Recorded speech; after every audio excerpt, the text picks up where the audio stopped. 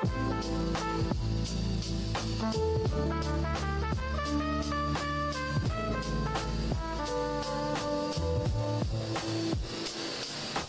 a hush in the hall where the metals used to glimmer short line. Trumpet curls like a question in a glass of cheap red wine.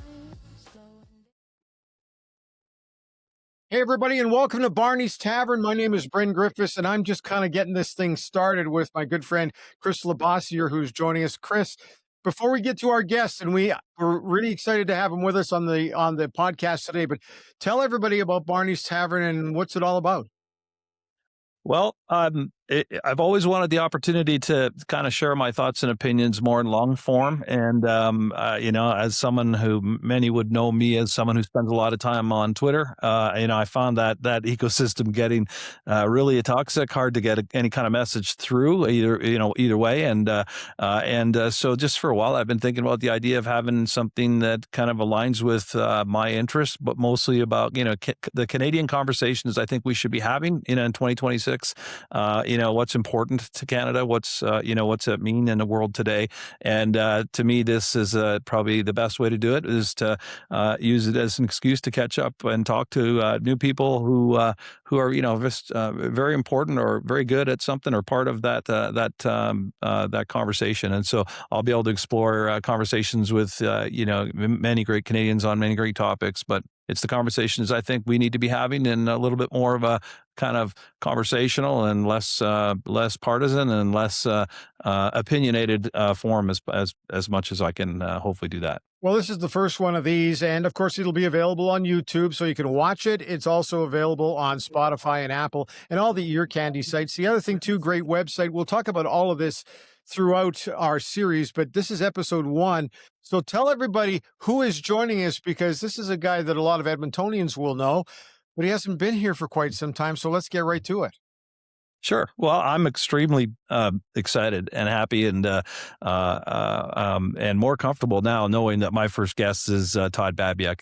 Todd and I have been friends for probably a decade and a half now, and met when he lived in Edmonton, and we both had the opportunity to work on a place branding exercise, I guess if you could call it that, with the city of Edmonton. The mayor had a task force on the city of Edmonton's image and reputation, and I was a co-chair of that with a young lady named Amy Shostak, and we were lucky to work with Todd, who helped us, find a new way to rewrite or retell our story. So that was a pretty cool time in my community, I guess, where I like to be out in the community and working on things in our community, and it was a great start to a great friendship. So I want to share on the screen now something more personal. Todd also was, and I don't know if he's done any more of these since, but was the officiant at my wife Lisa and I's wedding, and it was just such an awesome experience to have someone who's so elegant with his words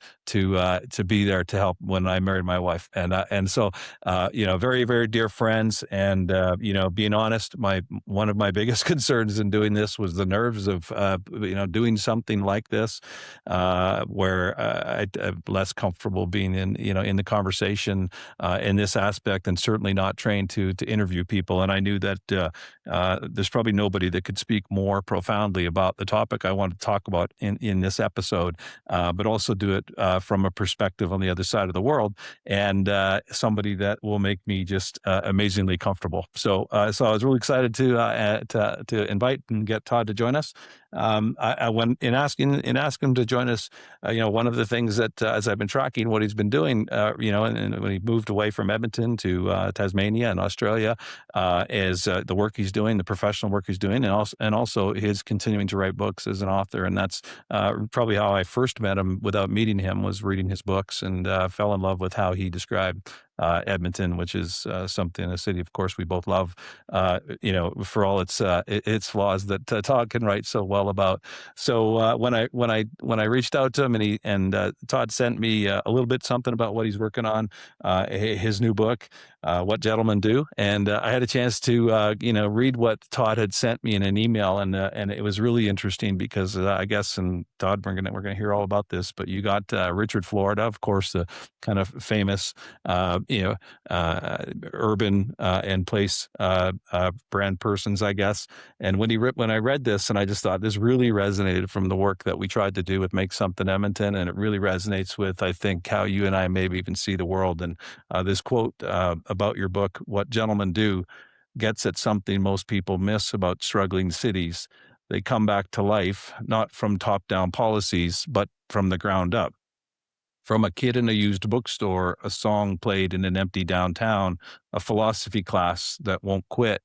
And Florida goes on to compliment your book and your style. And it was just it was amazing. It reminded me of that work that we did. And I guess I thought, well, this is a great way to catch up. I'd love to have a conversation and hear from you, Todd, about what you've been doing, what you've been up to. So I'll throw it over to you. That's a long introduction, but heartfelt and a lot of personal experience in that one. So I wanted to take the time.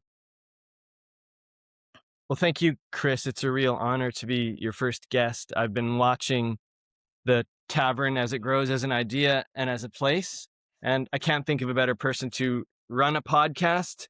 You were an expert on Twitter when it was at its best, and now for you, with your humility and curiosity and intelligence and warmth to do something like this and talk to us over the coming months and years, it's going to be a delight. So lucky me to be your first guest. I can't wait. But as I was listening to you, I was thinking about the only reason I'm where I am is because of you. In Edmonton, we invented a new way, really, for people to express themselves. Cities all over the world constantly hire advertising agencies to give them a new brand. And what we did instead is we just listened to a lot of Edmontonians talking about what it means to live where they live, who they are, what their children might achieve, what would break their hearts if they had to leave this place. And I think it's so powerful to find meaning every day in who we are, where we live, and where we can go. And I've tried to take that meaning and make it not only into my career, but it's an obsession about cities, about place, about countries that I get to play with every single day. And whoever's hiring me, whether I am working as a consultant or working in a day job at the moment inside an organization, building an organization, it's such an honor and it's such a thrill to be able to translate that energy and that passion and that answer to the question, why do you live where you live, every single day, and to distill it and turn it into strategy. What a lucky person I am. And it all came out of what worked in Edmonton and what we failed at in Edmonton. So I try to respond to that every day. I would love that, having watched you do this now for 7 years. How long have you been away from Canada? Is it 7? Yeah, 7 years.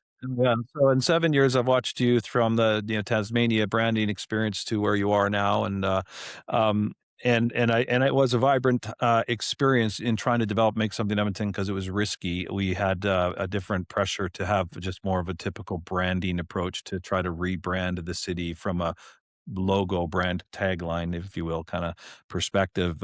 And so it felt great, but it didn't stick. And certainly it's really not really there anymore in terms, I mean, the spirit of what it was is always there. But what was the mistake made there? Would you say now, Todd, with the perspective you have, or would you feel strongly that it was just it was less a mistake and more just a lack of commitment? We had thousands of people working with us. It worked better than I ever imagined when we asked people to take this story that we uncovered, the Make Something Edmonton story, which is really about a spirit of entrepreneurship plus cooperation in an isolated northern place where you have to work together. A lot of people coming relatively recently and tapping into something that had been there in an ancient way in that location. Just go out and do it. This is your city. Just go out and build stuff. And rather than us putting it up on billboards, we invited them to go out and improve their city. And I think in the early days, we thought we might have 100 projects, and we ended up with over 3,000. We filled the Windspear Center with people who'd been involved. It was those early adopters, those hyped up millennials really did something with us. And the problem was, at the time, the city of Edmonton didn't like it or trust it.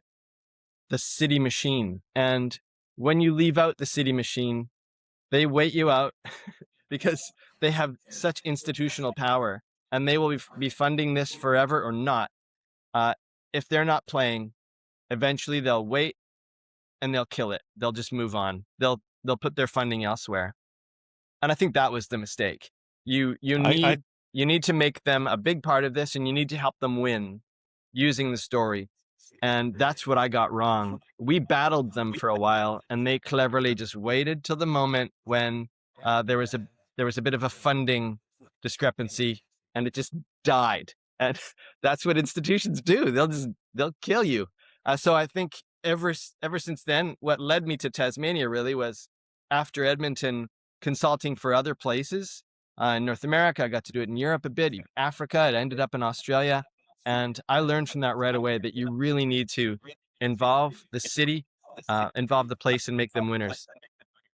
Hey, Todd, I got to ask, is that an Edmonton problem? Is that a North American problem? Because you're seeing it from a different continent. It's a human being problem. You need to have the business community.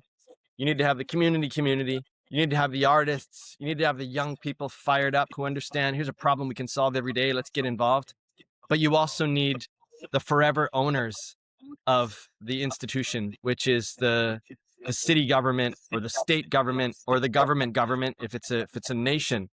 You need to make them winners too. And you need to actually become more than we were in Edmonton.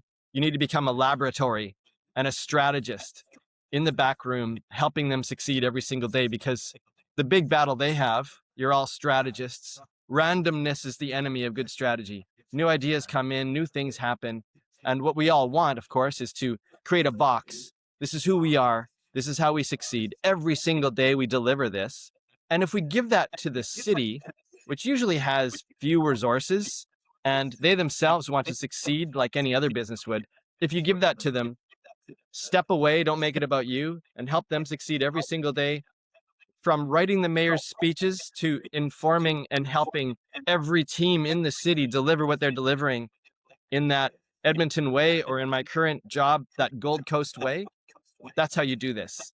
You're a strategist more than a communicator, and you just, like a client service, you help your clients win every single day using this magical thing you have that the citizens themselves created.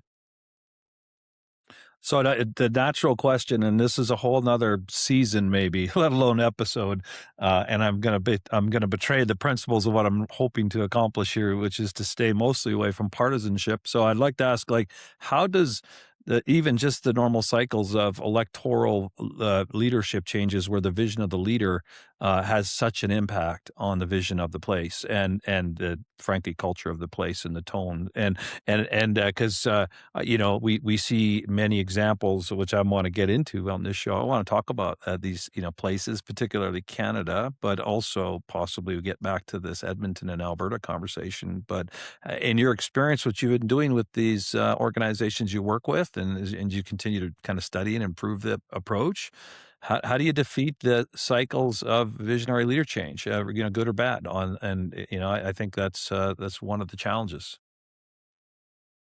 The way I described you, Chris, earlier, as being this humble, curious person, intelligent person who wants to do well every single day. Those are the qualities of leadership. You want to inspire people to act. So clients that I've had in the past, and the only ones who would ever hire me anyway, they have to be in the right mindset. If you have a command and control totalitarian leader who already knows this stuff, they'll never hire me anyway. And it may be that when you do the research, they're contradicting the brand every single day. Those aren't ideal clients for me. So what you really want to do is find someone who really wants to bottle up. You used the word spirit earlier, the spirit of the place, the truth of the place, and to make it the core of everything. And so you really need someone who's ready to do that, who's ready to be helped, who genuinely wants to understand what the people of this place want, who they are, where they're going, why they're here, and what they want to achieve together. If a person finds all of that disappointing or upsetting or not in line with their 5-year Stalinist plan, there's no way this will work. So I suppose that's the way you can watch someone. We have a case study in the United States where someone who understands branding deeply, the entire value is in the brand, yet contradicts the American brand every single day. That's something that's not an ideal client.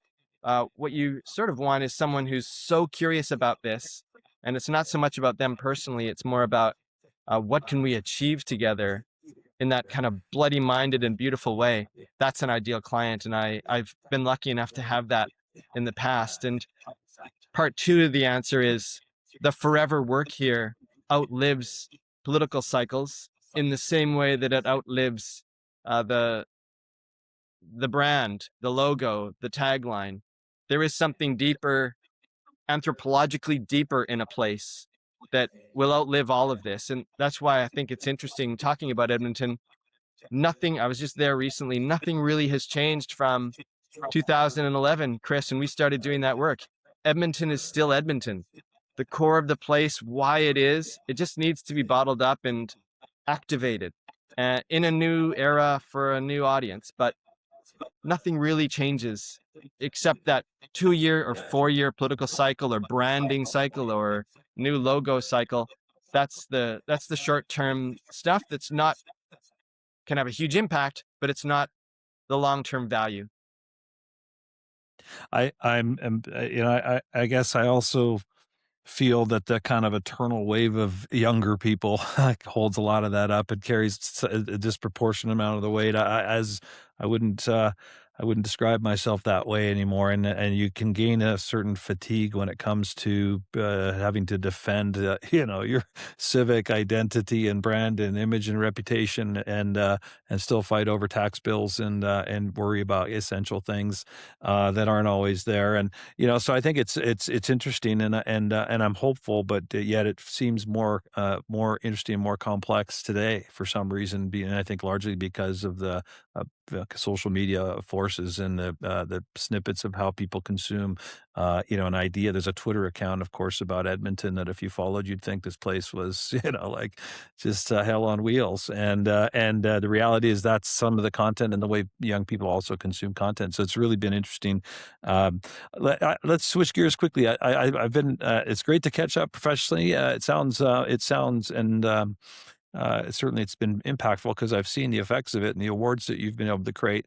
But your writing, I've always been more interested in you as an author and as a storyteller. And I don't read as many novels as I should anymore, but I've read yours and some of them twice, and I enjoy them because they're about my, generally either my place where I live, but also I think you and I share an age and kind of we've cut from similar backgrounds in terms of, childhoods, and I've always enjoyed how you tell your story, but not your story specifically, but how some of that symbolism shows up in your books. And you've got a new book coming out with what just has been amazingly endorsed in that quote by Florida. What can you tell us about that? You'll recognize everything I will now say, but this new novel coming out, because it hits everything we've been discussing. It's about a 21-year-old boy who lives in one of these sad, misunderstood, underestimated cities, and he's caught up in the manosphere a little bit, the online grievance machine. He blames everyone else for his problems. All he sees around him is wealth and success, and he, as a young white male, can't get it together. And he's been fed a lot of really profitable stuff from podcasts and elsewhere. He's in a bad place. And by accident, he's forced into essentially an introduction to stoicism class.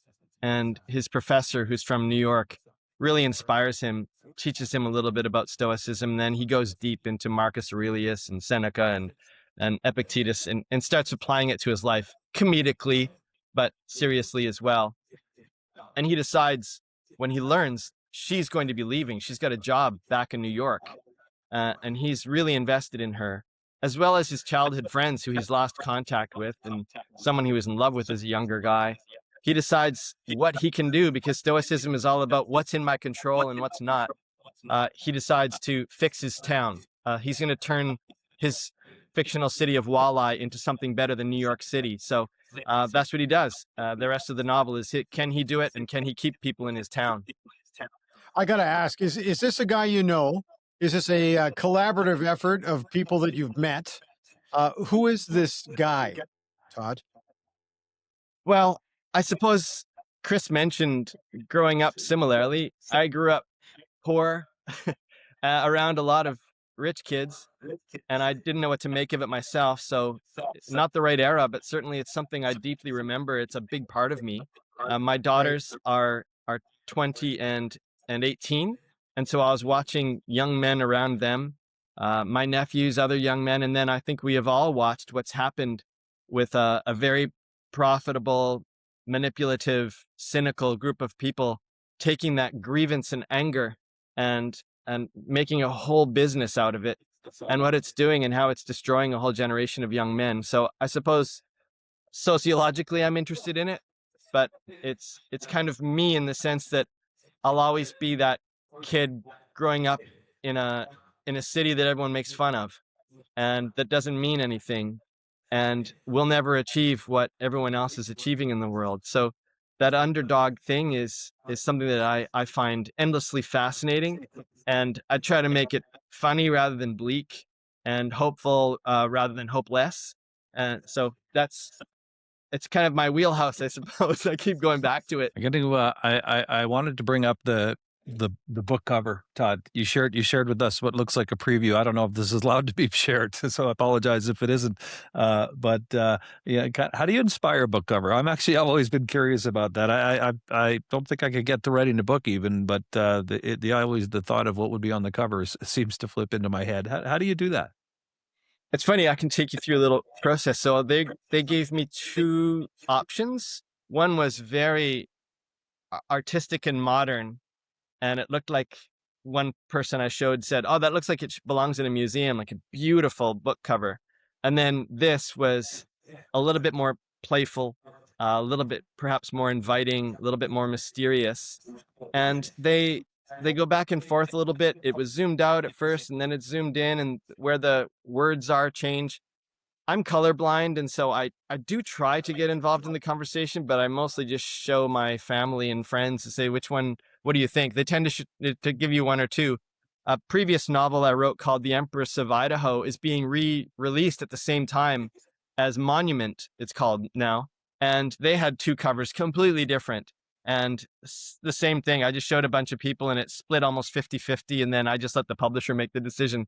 So they do give you a bit of creative leeway, but I have found mostly I let people who understand design a lot better than me make those decisions. But it is really fun to see something you created have inspire a designer and then turn into something. It's a wonderful experience to just watch it, to see those emails come in, and then to be able to look at it, show your friends. I haven't been able to think much since you said Empress of Idaho, because I remember reading the book and it was titillating enough in terms of kind of that fantasy of a young guy, and I'll look forward to rereading it. Is it going to be changed in any way, or is it just simply to be republished to get broader distribution? I would say I think it was probably one of the novel I most enjoyed reading. Yeah, I love that one. I think that one and this current one, they're my favorites. So I'm glad they're republishing it. I just think they wanted to, and it was apparently in-house. The publishing house loved it too, and it came out at a funny time, I think, in 2019 in culture. It was a weird year, and then turned into an even weirder year in 2020. So I just think they wanted to take another crack at it, give it a new title and a new cover. Yeah, it's really exciting. I can't wait for people to read it. Hey, Todd, I got to ask, when did you start wanting to write? Like, at what age? Was it a teacher that recognized that you had this ability, this skill? Like, what got you going? In grade 6, my teacher, Mrs. Evans, she gave us 30 minutes every Monday morning to write in our diaries or to write stories, whatever. And so I wrote these stories. And as I was writing them, she was reading them, and she called my parents in for a meeting, and it sounded pretty grim.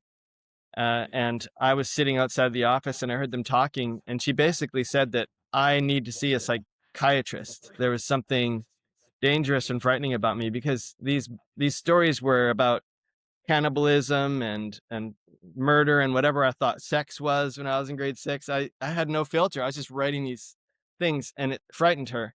And I thought that I was going to get in trouble. I remember the drive home in the car, but instead my parents, I heard them laughing in their room, and they photocopied all these stories that I'd written, and it was generally about my family, my extended family, and I gave them roles, and I made fun of them, and they gave them to these family members as presents. And I loved being the nervous kid listening as they're reading these stories and laughing.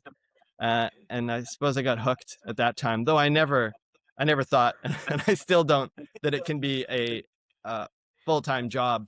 It's been my wonderful side hustle that feeds my career, and vice versa, as long as I've been an adult as well.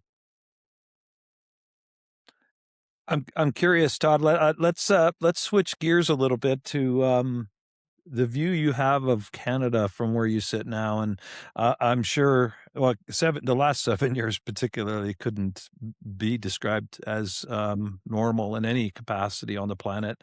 That's probably redefined everything in terms of how we perceive and understand, nations and countries and places. I think everything seems to be getting redefined in kind of geopolitical terms in a number of ways. And when I was thinking about chatting with you, the real interesting thing to me is, and something that I'm hopeful for, is the kind of a reemergence of the Canadian identity in a context of something that I align to, and that's this sense of service and community and country, and what our sovereignty in many ways has been, made fun of for sure, and perhaps attacked in other ways. And we went through a pandemic. We've gone through a certain very distinct political leader style for 10 years. That's kind of very seemingly abruptly changed, and all of a sudden, at a very important time, we seem to be emerging as a world leader in kind of global macroeconomic thought, trade, the antidote to the Trump situation, but also something bigger. It seems just maybe just a sentiment rise, and I just love your perspective. And I think about and I don't know why I keep thinking like this, but the idea of looking through the wrong end of a telescope, and it looks like almost infinite, and then looking through one lens of a telescope, where the worldview is so zoomed in. And I feel like as a Canadian, we can see ourselves in certain ways. We're proud of ourselves and probably anxious about ourselves in certain ways. And we don't necessarily ever know the worldview of Canadians and how maybe immaterial we may be in the world and perceived in other ways. And that's that other side of the lens. And now you're flipped right on the other side of it. You're a person who understands place and story and kind of, I think, community, certainly. What's your view of Canada now? What was it? And when you left, and what is it now? And, what should we know about ourselves that we maybe aren't thinking about right now? Well, what Canadians should know is Canada has an immensely good reputation, unbelievably good reputation. And that is anecdotal, but it's also quantitative. When you look at what brand finance and resonance and these other kind of place brand measurement companies, what they do, or just brand measurement companies, Canada's always either number 1, number 2, and number 3. I mean, everyone knows Canada, understands Canada, and thinks that we are the antidote to something, even if they can't explain what it is. In fact, I would say, as a Canadian, I'm often nodding and smiling, because our reputation sometimes outstrips what's actually happening, which is what a wonderful place. I mean, our reputation is excellent internationally. And I would hope Canadians understand that. Sometimes I see on social media people complaining that no one likes Canada, or our reputation's poor. Not true. Canada has an excellent reputation. So that's one thing. The other side is moving away from Canada, as you know, just gives you a better understanding of what you walked past every day and didn't notice. That, not only things like universal health care, which is something that even Australians probably wouldn't understand or know, we're supposed to have universal healthcare in Australia, but it's different. It's not really like that. And then public schools, having the kind of education that I had as a kid and my children were able to have in Canada, that sense of equity where you usually go to your neighborhood school. The private school Anglo thing is not really happening to separate you out into forever success and forever struggling.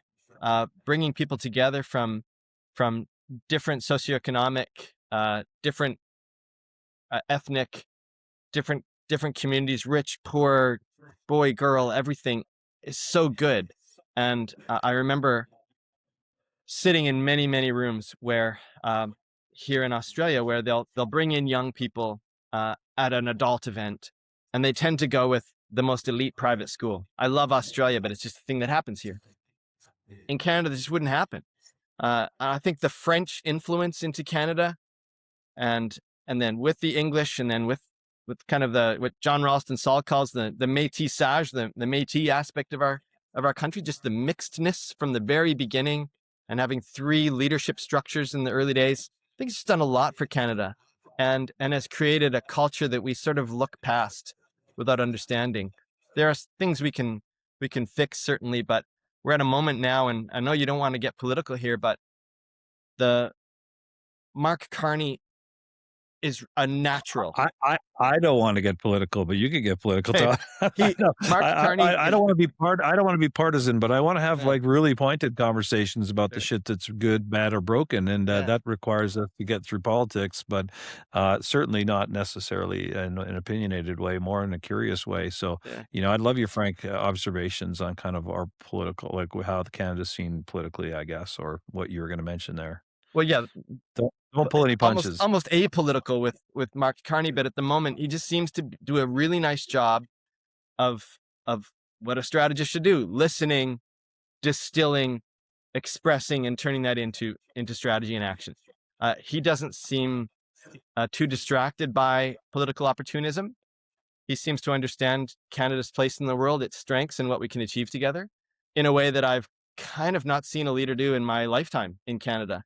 So that's really nice. I don't see a lot that he's doing that's overtly, nakedly political. It's more of an understanding of Canada, its role in the world, and its potential in a way that really does excite me, I have to say.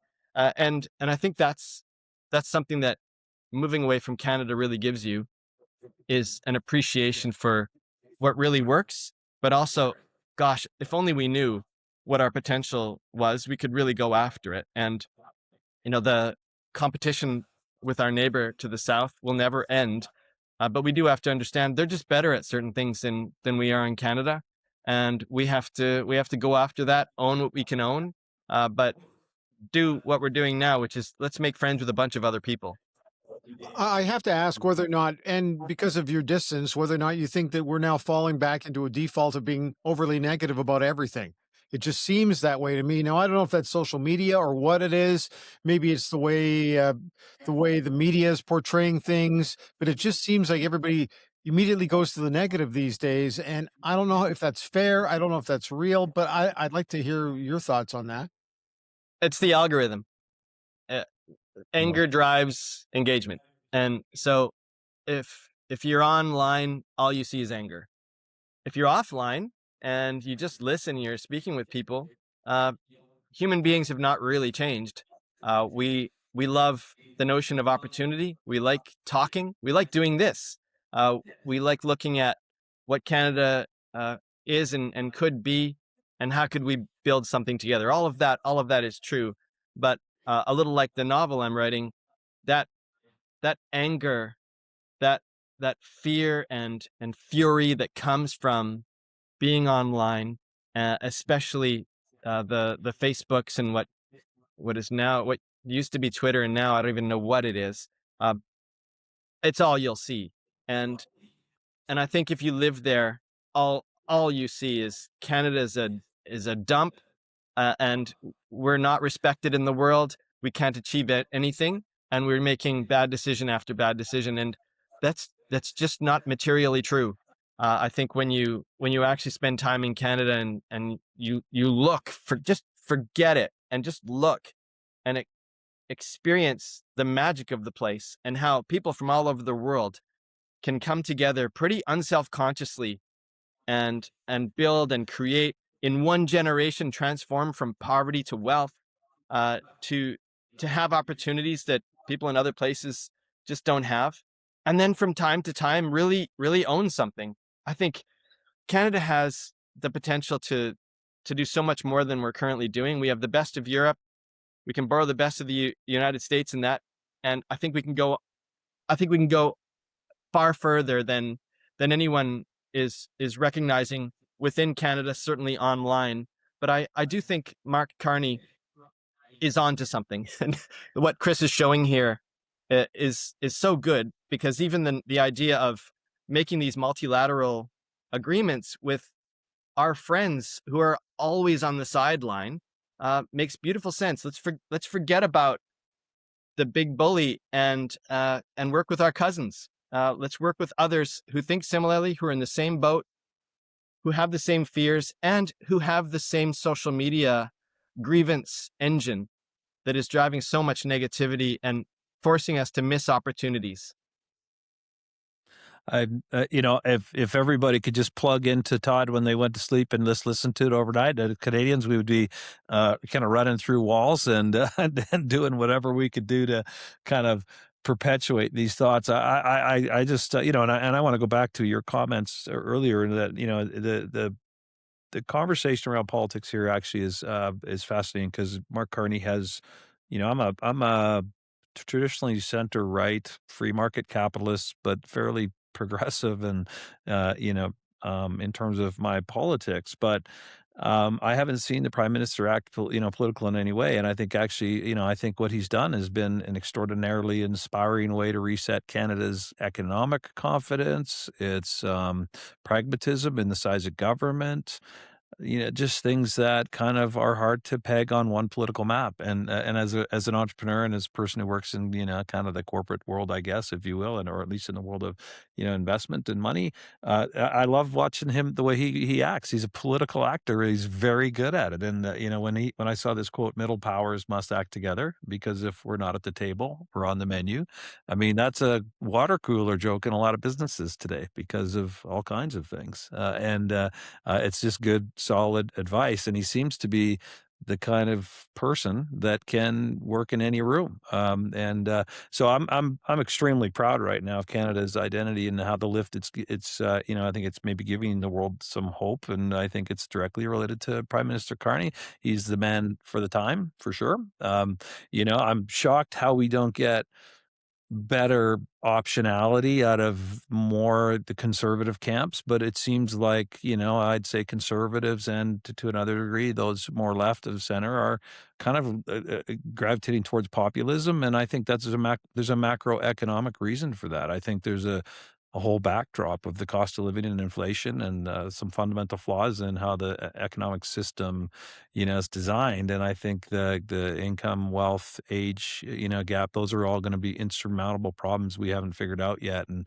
that's what's pulling some of these parties more to populist kind of viewpoints.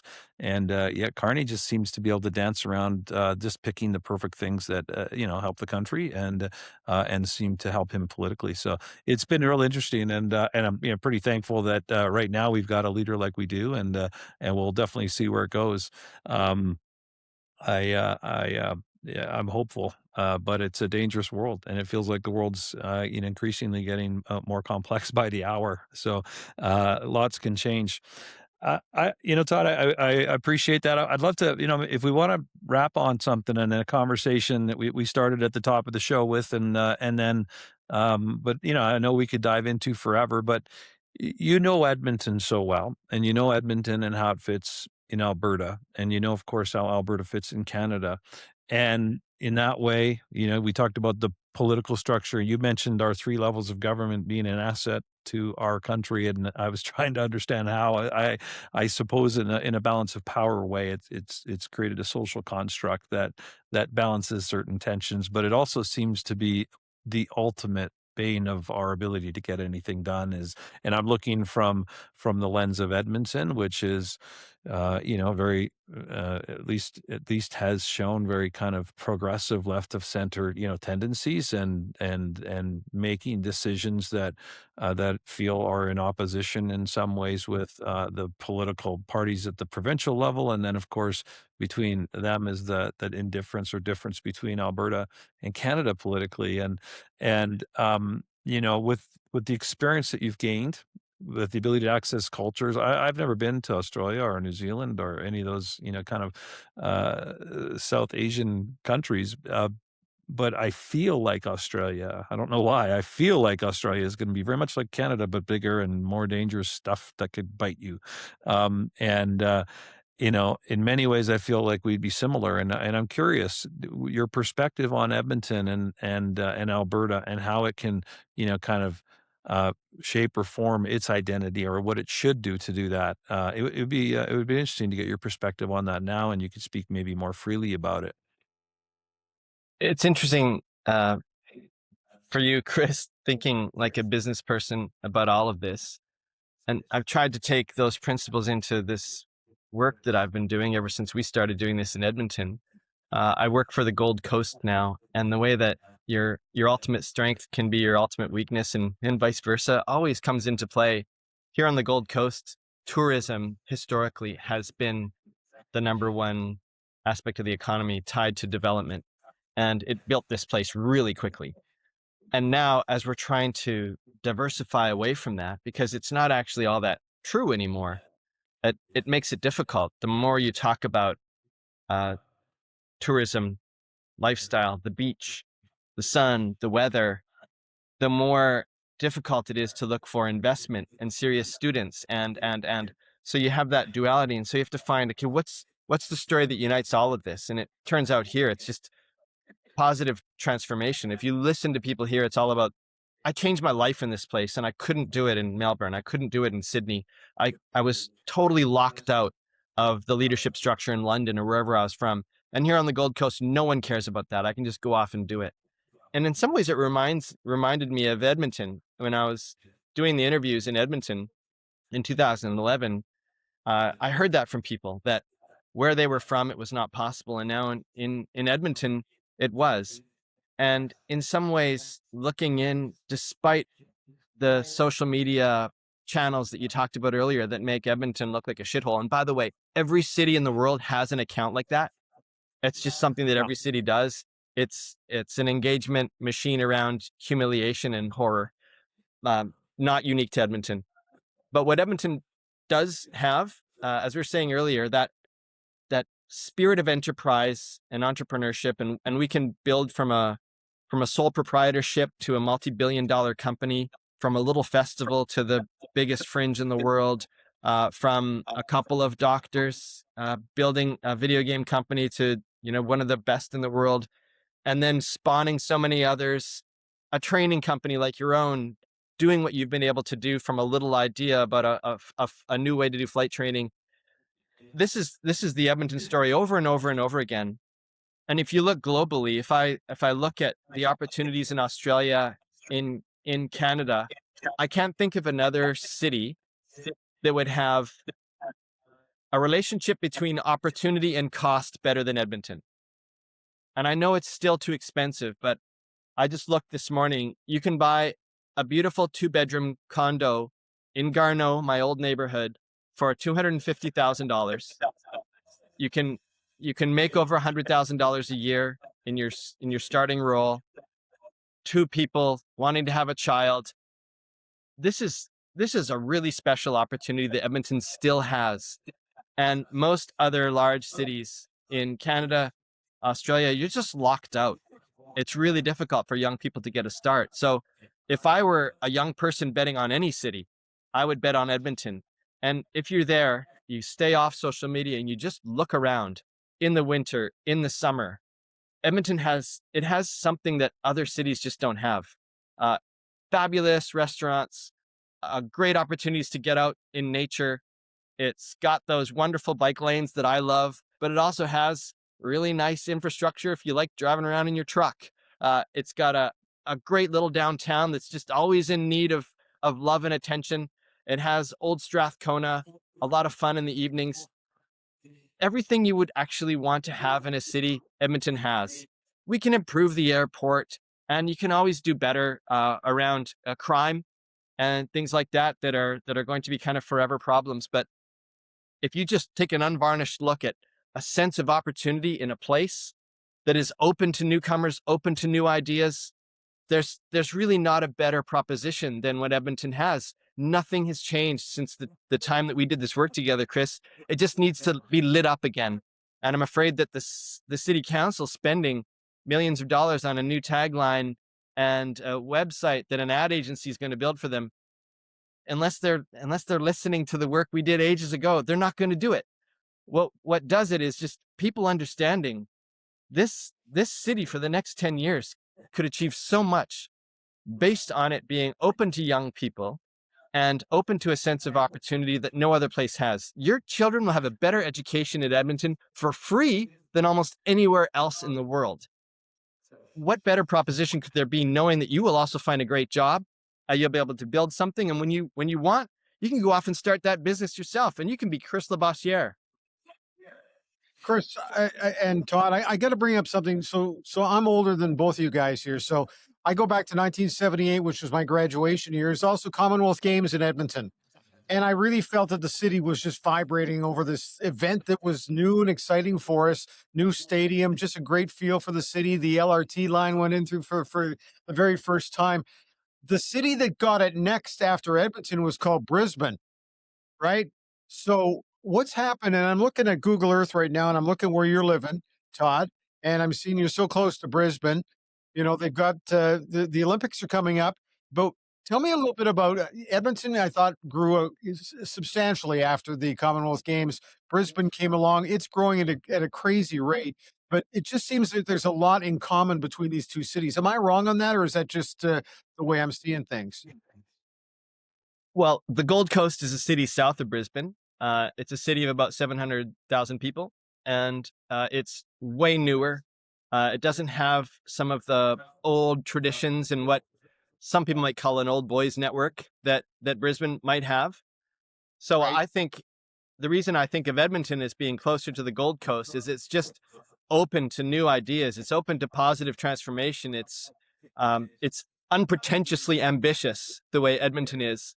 Whereas Brisbane, for me, carries a little bit of that Anglo old money and tradition thing that they've tried to replicate in Australia because they didn't have the French, maybe. I'm not sure why. But when you listen to Gold Coasters, they talk about the Gold Coast as a bit of an antidote, the way that Edmontonians talk about Edmonton as a bit of an antidote to Toronto, to Montreal, to Beirut, to Tel Aviv, to London, to Paris, where they came from and they couldn't break in. Or for another group of Edmontonians, the way it was in small town Alberta, and the way that Edmonton, in that cauldron of conservative business principles and pretty progressive politics coming together and having a sense of opportunity. I think what hurts Edmonton, what hurts Alberta, Calgary can kind of have it, is when you look in, when you listen, if the conversation is all about energy policy, it doesn't represent the city well. And certainly our international audiences, you glaze over. It's boring, actually. And just the endless conversation about energy policy, it doesn't get at what Edmonton is. It doesn't get at what Alberta is. And we can sort of leave it alone, I think, when we're talking about our place to outside audiences. Everyone gets that there's oil. And that policy is kind of a black box anyway. What we should be talking about is everything else we've been able to achieve in Edmonton, all of its richness and economic, social, and cultural diversity, where story by story you can start to see how this place in some ways is a microcosm of Canada at its best. I want to add here. You pinged something, Todd, that last week I was at an event with the opportunity to hear the minister present the budget, the Alberta budget, which on last Friday, felt like we were going to have a $9 billion deficit. And then by Saturday, when the war started, I thought maybe we're in the money here by 10 billion because of the price of oil. And then they were going to use the Navy to open the Strait of Hormuz. And all of a sudden the Alberta budget's in the tank, maybe by 10 billion, like in the span of a weekend. And what I was thinking, and I didn't have the guts to stand up because I generally want to be supportive of government and any government to continue to advance what is the cause of Alberta.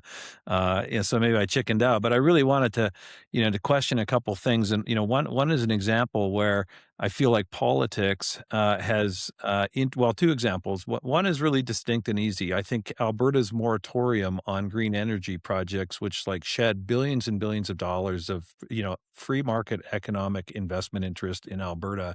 Energy is energy. It powers things. And the energy companies themselves are being, evolving towards more green energy sources because they're more practical and because they're available. And the balance of those things is still good business, it looks like, for the rest of the world, except for Alberta.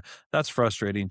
But another one that just a story with this I hang on here in the last couple months, there was about 30 business leaders in Edmonton that, as we used to do, it was actually quite interesting. The first time in maybe what felt like 7 years, where I was called by a person who said, well, you got to come to this thing. It's important. We need all the business leaders to get together, come to this room, and we're going to talk about something that's important to Edmonton. And, something we used to do quite a bit, and the leadership of the city changes some of how a city does that. But the last 5 years of Edmonton have been challenging, as everywhere downstream of COVID.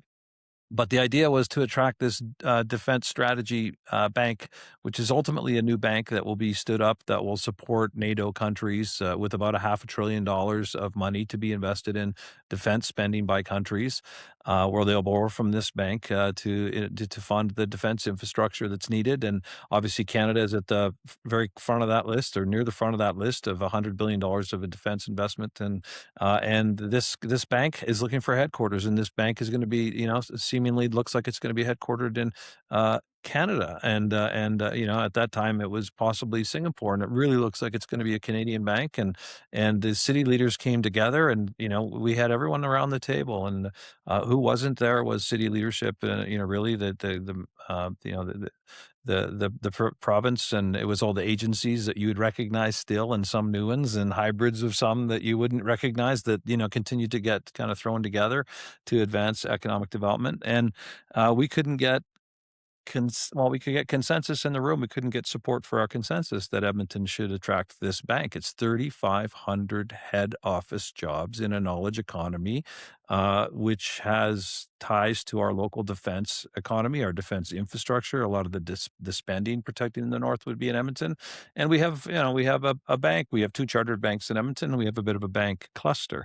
And couldn't get what would be essentially the office of the city and the office of the province to come together and advocate for Edmonton, like we were trying to attract the Commonwealth Games, as Bryn used as an example. And I find that frustrating. It felt like it was an inability or an unwillingness for those two to come together. And we have a prime minister from Edmonton, hopefully wanting to help in many ways, help us diversify our economy. So those examples where we seem to, our political infrastructures interfere with our economic interests, they seem counterintuitive to me as like a free market kind of economy person. And I think that's ultimately the dissonance I struggle with conservatism today, which is slanted so heavily towards, kind of populism and the populist issues. And yet the free market principles that we kind of all normally have to live under are kind of being ignored. And, there's nobody doing that bigger in the planet than Donald Trump.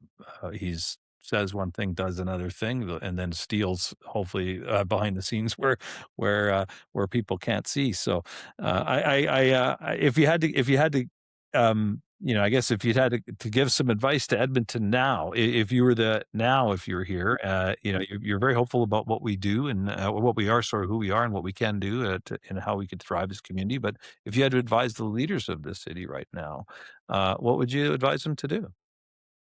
My ultimate goal here on the Gold Coast is for leaders to ask themselves, when they have to make a hard decision, is this Gold Coast or not?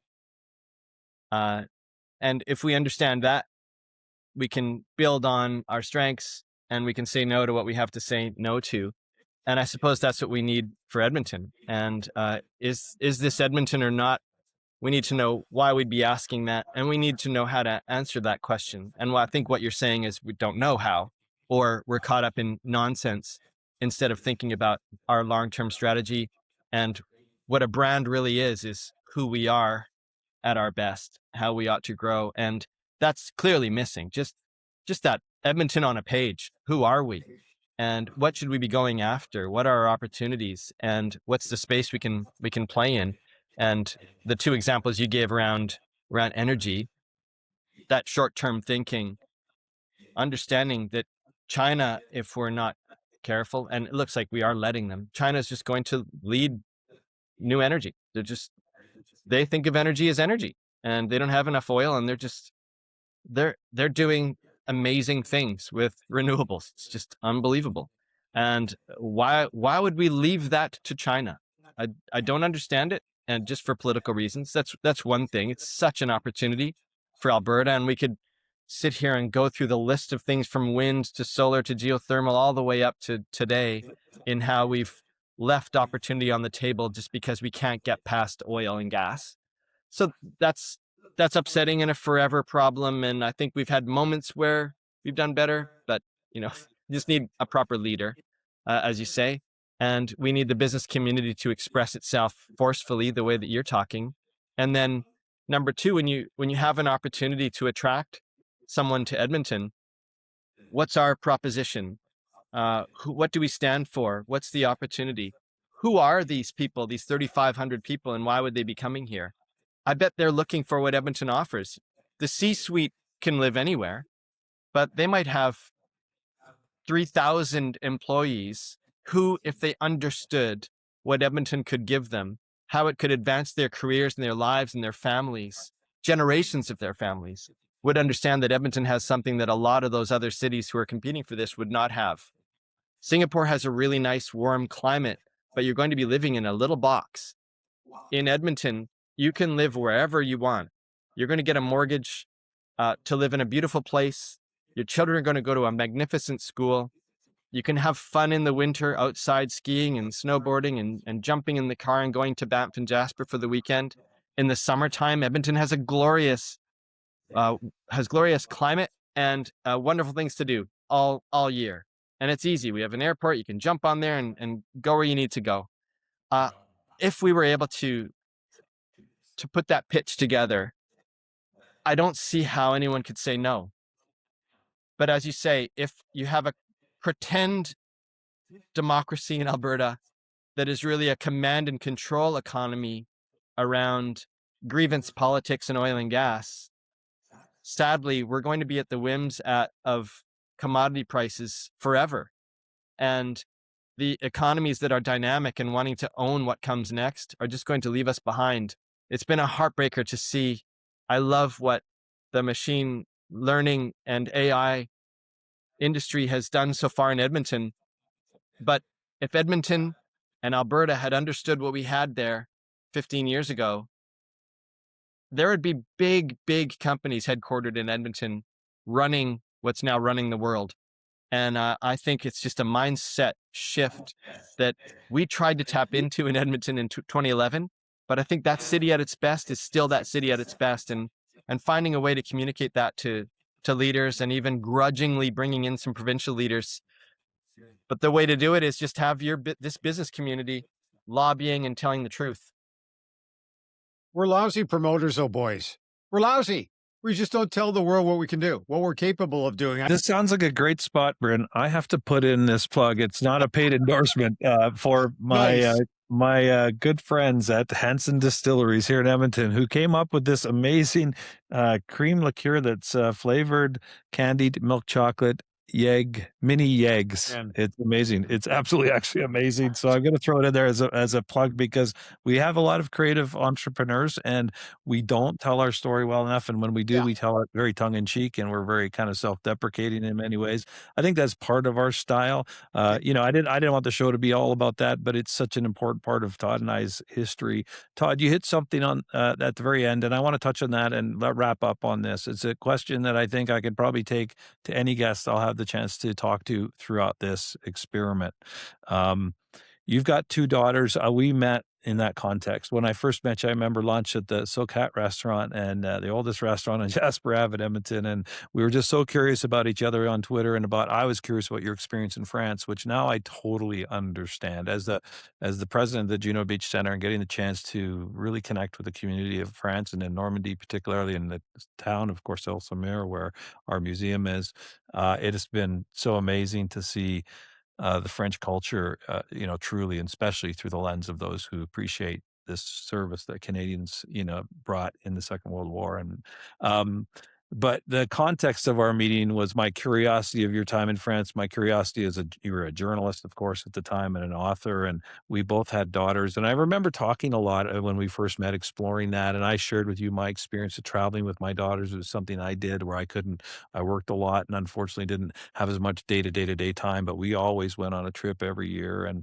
Um, and now I think about how, you know, we both have now they're adults, all, you know, our kids, and yours are a bit younger, but nonetheless, like, you know, coming into the world, both in many ways, probably in one of the most interesting times possible. And with AI, and you know, we've been playing with it. I know you're a curious person. I spent a lot of time on learning about AI and agentic AI, and I suppose I'd give my kids an entirely different set of advice, as they are the age your girls are. And I could ask any guest this question this season, but in your case, because we have that, you know, I happen to know that you're the proud father of two daughters and a husband, and you know, we care most about our children, and we care most about you know, when then we care about their children alarmingly a lot. Maybe not more, but grandchildren are pretty awesome. So, you know, you'll experience that, I hope, someday. But if you had to advise your kids now, or if you were advising kids now in an AI world, in a world of Donald Trump, and what do you tell them today? I mean, how do you advise them to navigate that first launch, if you want to call it that, of that age of, you know, new adult? What do you tell them today? Is it remarkably different than, you know, by era, or is it specifically something you'd say now? I'm curious. It's funny, not it's also strange that I've just written this novel, which is all about a 21-year-old man who's lost. Then I have these two daughters who are doing much better than him, and then cities that seem to be struggling. And what they have in common is what we all want is confidence, to go out into the world and offer a gift to the world. And I suppose figuring out what that is, and in the context of AI and you know, the forever disruption of politics, geopolitics, whatever that might be, um, in a world where human creativity may be the only thing we can hold on to that will be forever valuable. Figure out what it is that you feel made for, your talent, your experience, the expertise you're developing, and just try to bottle that up and offer it to the world to help and to provide value. And we're all going to go off and make mistakes and try things and fail. And maybe we're great at podcasting. Maybe we're not. Maybe we're good at writing. Maybe we're not. Maybe we're really good at starting companies. Maybe we're not. Whatever it is, go out there and try it, figure it out. And I think if we tap into that try, fail, but being true to what feels like us, you know, with confidence, we can offer that gift to the world, provide value. That's what I'm asking them, or offering some advice, because I struggled with that myself. I continue to struggle with it. Be playful about it, but you know, just go off and try to think of you and your talent and what lights you up as a gift. That's That's what I've tried to tell them, and stoicism has been helpful for me. And I try to let them understand too. If you can't control it, don't fret about it. I don't totally understand stoicism. I guess as a high level concept, but it reminds me of my old boss Stan, who is kind of a mean, crusty guy who was quite proud of the fact that he dropped out of school at 8 years old, and became an uber wealthy, successful capitalist and entrepreneur. And he just basically, and I always accepted this anyways, but he always hammered into us, just don't worry about anything you have no control over. Just don't ever, if you have no control of it, why are we fucking talking about it? And he was that direct. And if that's stoicism, I don't think he would carry that label. It wouldn't have certainly been in his obituary, but he was a guy that felt the same way. He wasn't bothered by things he had no control over. But that was a beautiful way to hopefully provide some a sense of hope for those who kind of are facing all of this uncertainty. I would condense it and say, get a YouTube premium account and get curious really fast. If one thing I would hopefully just try to push into my kids is, stay curious. The world's changing very quickly, and you can learn a lot. I've learned. I'm in my mid-50s, and you can't stop playing with all this stuff. So, but Todd, you put the best words on it always, and you even from Australia have represented Canada as an artist and as a storyteller and as an entrepreneur. So I really appreciate having you. We could talk for hours, and we miss you here in Edmonton, and I hope we get to see you soon, actually in person. Oh, thanks, Chris. This has just been so nice to tap back into Canada and to Edmonton to see and speak to you and to speak to you as well, Bryn. Thank you so much for this time. Wow. That was our first one. I thought that was great. I thought that was fantastic. I don't know how you felt about it, Chris, but I thought you did a great job. Todd obviously is a great guy. We just got to promote it better. I guess I'm still going down. And why you have a bottle with you, Chris, tells me that you're at the tavern and I'm in my studio at home. That's got to change as we do more and more in this series. Okay.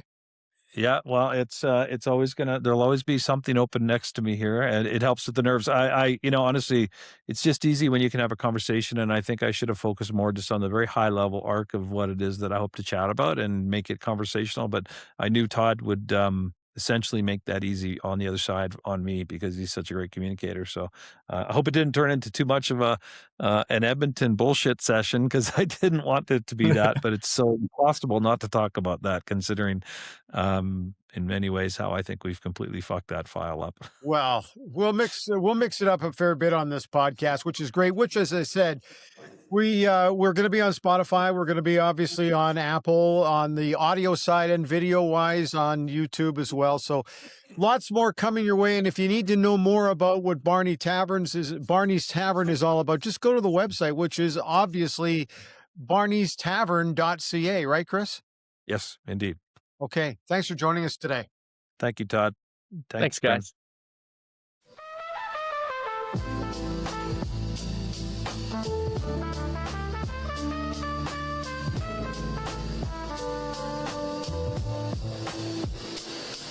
There's a hush in the hall where the metals used to glimmer short line. Trumpet curls like a question in a glass of cheap red wine.